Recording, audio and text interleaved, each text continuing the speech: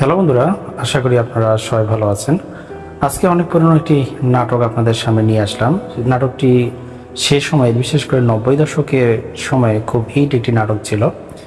নাটকের স্ক্রিনে আপনারা যাকে দেখতে পাচ্ছেন তার নাম হলো বাঁধন। সে বিভিন্ন লোকেশনে গিয়ে ছবি তুলে বেড়ায়। তবে তার মধ্যে একটি লুকানো দুঃখ আছে, যা আপনারা নাটকটি যদি ফুল রিভিউটা দেখেন তাহলে আপনারা বুঝতে পারবেন। ইনি হলেন এই নাটকের নায়িকা, যার নাম হলো বাঁধন।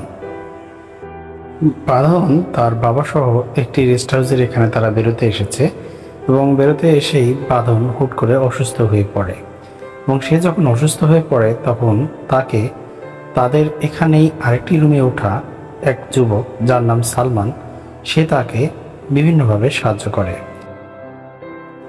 তারপর দেখতে পারবেন সালমান এবং বাঁধনের মধ্যে একটা বন্ধুত্বমূলক সম্পর্ক গড়ে ওঠে। তারা বিভিন্নভাবে দুজনকে জানতে চেষ্টা করে এবং তারা দুজনকে জানতে এবং বুঝতে শুরু করে। তারপর দেখবেন নাটকের কাহিনী যথারীতি সামনের দিকে এগোবে, কারণ তখন দেখবেন যে অলরেডি বাঁধন সালমানকে পছন্দ করতে শুরু করবে।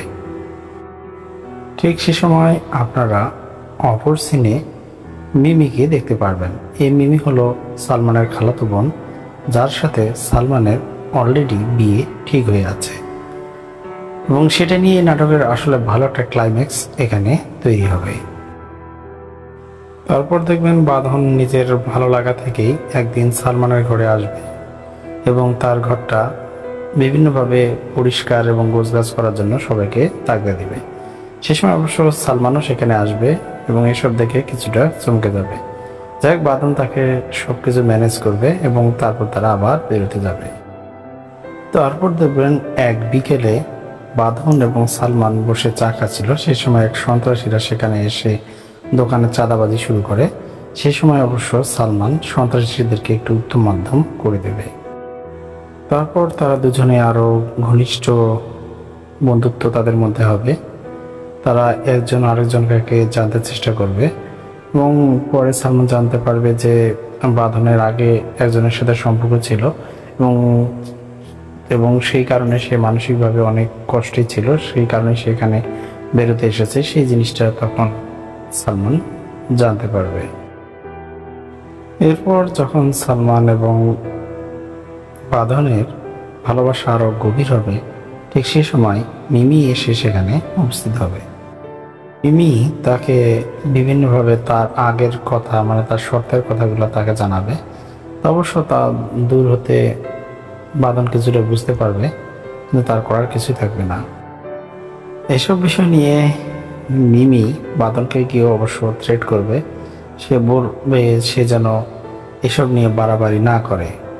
বিষয়টি জানার পর বাঁধনের মন আরো খারাপ হয়ে যাবে, সে অনেকটাই ডিপ্রেশনে চলে যাবে।